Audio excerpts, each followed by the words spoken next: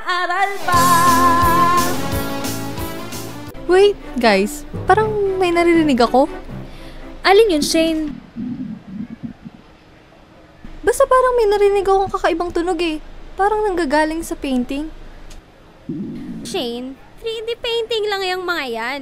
Imposibleng dyan nanggagaling yung naririnig mo. Mukha lang yung totoo pero imposible talaga. Meron talaga eh. Hindi nyo ba meron oh. Hay, nako guys, huwag na natin pagtalunan kung ano yung tunog na yun. Tingnan nyo, siyan lang yun ni Jacob, nagre-reklamo. Tara, kain na lang tayo kaya. Ay sige, call ako dyan, gutom na rin ako. Tsaka sakto binigyan pala ako ng tita-tito ko nung bumisita sila sa bahay last week. Talaga? Ako rin binigyan ako ng lola ko. Tara na, gutom na ako eh. Alam ko na, after natin kumain, pumunta muna tayo sa arcade. Mag-video games tayo. Sige, sama ako. Video okay tayo after. Buti lang pala may naipon akong baon nung pasukan. Okay lang naman guys, pero hindi mas sa KJ ako Pero wag siguro nating ubusin yung pera natin. Para saan pat nagkapera tayo kung di naman natin uubusin?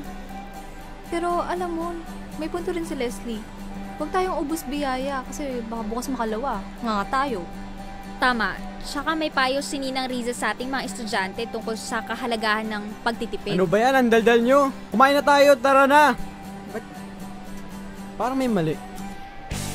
Tama lang yan. Parang lumilito ko eh. Tama. Talaga maging malaki, no?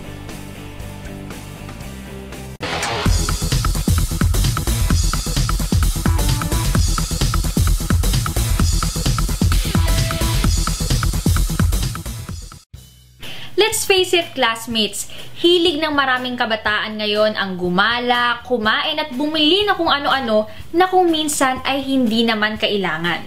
Pero classmates, nakukuha pa ba nating mag-ipon at magsinop ng pera? O baka naman gastos lang tayo ng gastos at hindi natin alam kung paano ito i-manage? Tara, narito ang ilang mga discarding estudyante for money saving. Discarding estudyante number 1. Stop impulse buying and start saving as early as possible. Buy what you need and not what you want. Classmates, isa sa dapat nating iwasan ay ang pagbili ng kung ano-anong mga bagay na hindi naman natin talaga kinakailangan. Dapat ay matutunan din nating mag-ipon ng pera upang kung dumating ang panahong kailangan natin ito ay may magagamit tayo. Sabi nga ng matandang kasabihan, kung may isinuksok, may madudukot. Discarding estudyante number 2. Stop keeping up with the Joneses. Ayon sa Merriam-Webster Dictionary, Jones is a very strong desire for something or to do something. Ang ibig sabihin lang nito, classmates, huwag tayong makipagsabayan sa mga kaklase nating medyo angat sa buhay at malaki ang allowance. Bilhin lamang kung ano ang kaya ng bulsa. Maging totoo tayo sa ating sarili dahil kung hindi ay tayo rin ang mahihirapan. Discarding estudyante number 3. Start a syllabus for spending and record your expenses. Classmates, pag-aralan nating maigi kung papaano at saan natin dapat gastusin ang ating pera. Maglaan ng isang notebook kung saan mo pwedeng isulat ang mga bagay na nabili mo, halaga ng nagastos, at mga bagay na bibilhin pa lang. Isa itong paraan upang maipaalala sa atin kung ano ang mga bagay na dapat pagkagastusan at maaga pa lang ay nakakapag-budget na tayo upang mapigilang bumili ng kung ano-anong mga bagay. Discarding estudyante number 4.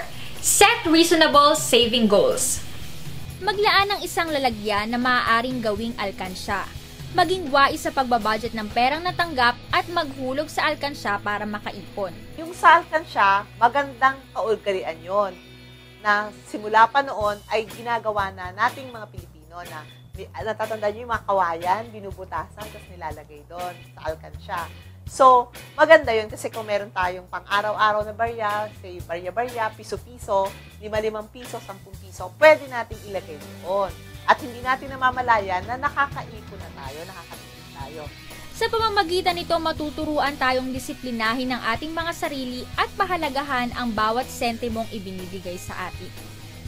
Discarding estudyante number 5. Spend on luxuries last. Classmates, hindi naman masamang bigyan natin ng reward ang ating mga sarili paminsan-minsan. Sa katunayan, mas maigi na sa bawat naiipon natin ay meron din tayong inilalaan para sa ating mga sarili. Dahil mas nagkakaroon tayo ng sigla at motivation kapag nakakatanggap tayo ng reward mula sa ating mga pinaghirapan. Ang importante lang ay marunong tayong magtipid. Malaki ang bentahe ng pagiging matipid. Kaya naman classmates, let us learn the culture of saving. With a little practice, you'll be good to go.